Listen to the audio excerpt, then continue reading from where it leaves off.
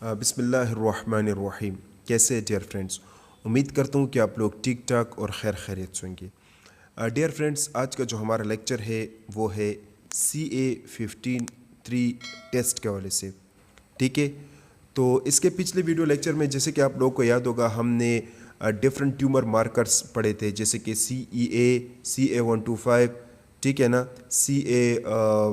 اور cancer antigens بھی ہم نے پڑھے تھے. ٹھیک ہے، تو آج کے اس لیکچر میں ہم بات کریں گے CA15-3 کے بارے میں. میرا نام ہے محمد کامل خان اور آپ دیکھ رہے ہیں میرا یوٹیوب چینل کامی مائکروبیولوجسٹ. چلیے جی ویڈیو کو سٹارٹ کرتے ہیں.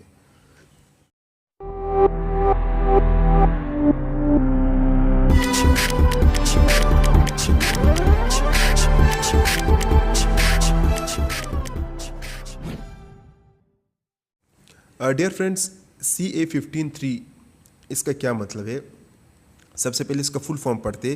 CA کو ہم کینسر اینٹیجن بھی کہتے ہیں اور CA کو ہم کاربوہائیڈریٹڈ اینٹیجن بھی کہتے ہیں. ٹھیک ہے، یہ جو CA15-3 جو ہے نا، یہ آپ کے پاس دراصل آپ کے پاس گلائکو پروٹینز ہوتا ہے یا کاربوہائیڈریٹس ہوتا ہے یا خاص قسم کے اینٹیجنز ہوتے ہیں جو کہ بریسٹ ٹیشو، اسپیشلی جو فیمیل میں بریسٹ ٹیشو ہوتے ہیں وہاں سے سیکریٹ ہوتے ہیں. ٹھیک ہے ٹھیک ہے. اچھا، اب یہ جو کینسر اینٹیجن ہوتا ہے 15-3، یہ کب پروڈیوس ہوگا فیمیل میں؟ تو ڈیئر ویئرس، اس کا زیادہ تر فیمیل میں ایک مین رول ہوتا ہے اور اس کا جو مین رول ہوتا ہے مطلب کینسر کے ڈائگنوسس میں یہ ایک مین رول ادا کرتا ہے. تو فیمیل میں یہ کب سیکریٹ ہوگا، یہ ایک سوال ہے. اب فیمیل میں یہ تب سیکریٹ ہوگا کہ جب آپ کے پاس فیمیل کا جو بریسٹ ہوتا ہے وہ جب کارسینوما اس میں ہو جائے، جو کارسینوما ہوتا ہے بینائن یا بینائن ٹیومر کا یا ملیگننٹ ٹیومر کا، جو کارسینوما بریسٹ میں ہوتا ہے اور وہ پھر پھیلتا ہے لیور اور بون میں، تو اس کیسز میں آپ دیکھیں گے جب آپ اس کا CA15-3 ٹیسٹ کریں گے نا تو وہ اس کا جو ویلیو ہوگا وہ زیادہ آئے گا.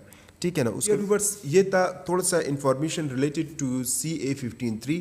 اب ہم ذکر کرتے ہیں ڈائگنوسٹک پرپس کے اس ٹیسٹ کا مین مقصد کیا ہے. ڈیئر ویورس، اس ٹیسٹ کا مین مقصد یہ ہے، یہ ٹیسٹ ڈاکٹر اس لیے ریکمینڈ کرتا ہے تاکہ اس ٹیسٹ کی مدد سے ہمیں کینسر کا پتہ چل جائے، اسپیشلی وہ کینسر جو کہ بریسٹ سے ریلیٹڈ ہو. ٹھیک ہے نا، تو اس ٹیسٹ سے ہمیں بریسٹ کینسر کا پتہ چلتا ہے.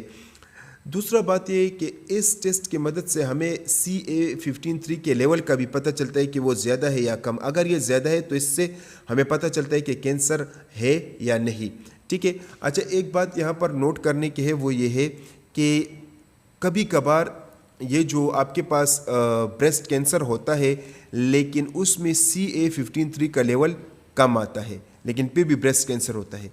یہاں سے یہ بات ثابت ہوتی ہے کہ CA15-3 نہ صرف اس سے آپ کو کمپلیٹلی پتہ نہیں چلتا کہ کینسر مطلب کوئی کینسر ہے باڈی میں، اس سے کمپلیٹلی پتہ نہیں چلتا، کیونکہ بہت سے ایسے کیسز میں آپ نے دیکھا ہوگا یا کچھ کیسز میں بھی آپ نے دیکھا ہوگا کہ کینسر تو ہوتا ہے لیکن CA15-3 نارمل آتا ہے.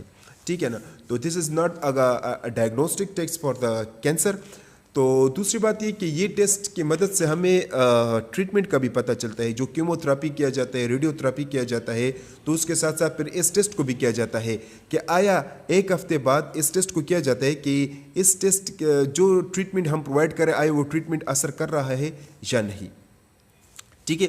اچھا، یہ تھا آپ کے پاس ڈائگنوسٹک پرپس. اب ہم ذکر کرتے ہیں اس کا نارمل رینج.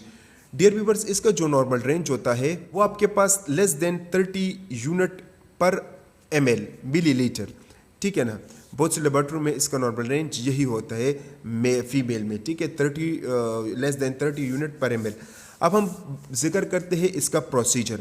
تو پروسیجر بہت سمپل ہے. سب سے پہلے آپ نے بلڈ لینا ہے پیشنٹ سے جیل ٹیوب میں یا ریڈ ٹاپ میں یا ہیپرین ٹیوب میں.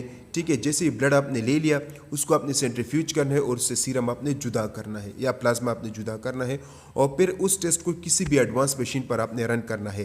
ایڈوانس مشین جیسے کہ آپ کے پاس سلیکٹرا ہو گیا، میگلومی ہو گیا، مینڈر ہو گیا، آرٹیٹیکٹ ہو گیا، یہ سارے فلی آٹومیٹڈ ایڈوانس مشین ہوتے ہیں.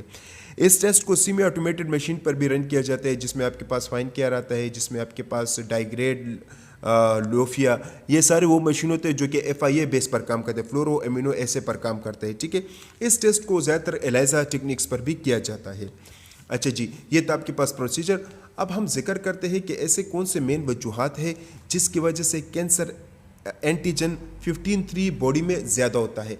याद रखिएगा, अगर ये बॉडी में कम है तो कुछ नहीं होता, बॉडी में इसका कम रहना चाहिए क्योंकि इसका कोई ख़ास फंक्शन नहीं है। तो इसका अगर ज़्यादा होगा तो ये नुकसान होगा। अब कौन से नुकसानात या किन वजूहात की वजह से ये कैंसर एंटीजन आपके बॉडी में ज़्यादा आता है? तो पहला आपके पास जो है वो है ब्रेस्ट कैंसर, पास है क्रॉनिक हेपाटाइटिस, सिरोसिस, मतलब जो लिवर सिरोसिस होते हैं उसमें भी आपके पास ज़्यादा आता है। कोलोन कैंसर में भी आपके पास आता है। फिब्रोसिस्टिक ब्रेस्ट डिजीज़ में भी आपके पास ज़्यादा आता है। इसके अलावा लिवर कैंसर में, लंग्स कैंसर में, मेटास्टेटिक कैंसर में ज़्यादा आता है, ओवेरियन कैंसर में ज़्यादा आता है, पैंक्रियाटिक कैंसर में ज़्यादा आता है, सार्कोडोसिस में ज़्यादा आता है, सिस्टेमिक ल्यूपस एरिथ्रोमेटेसिस, तो इसमें भी इसका लेवल ज़्यादा आता है। ठीक है डियर व्यूअर्स, तो डियर व्यूअर्स इन वजूहात की वजह से जब आप CA125 करेंगे, CA15-3 जब आप करेंगे तो वो उसका वैल्यू आपके पास ज़्यादा आ गया अगर ये डिजीज़ हो। ठीक है, अच्छा जी, तो dear viewers this is a very short lecture related to the cancer antigen 15-3। उम्मीद है इस लेक्चर से आपने बहुत कुछ सीखा होगा। अगर फिर भी जहन में कोई सवाल है तो आप नीचे कमेंट सेक्शन में कर ले, मैं कोशिश करूँगा कि आपको जवाब दे सकूँ।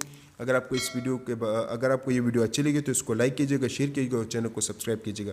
तब तक के लिए इतना ही, अपना ख्याल रखिएगा। अल्लाह हाफिज़।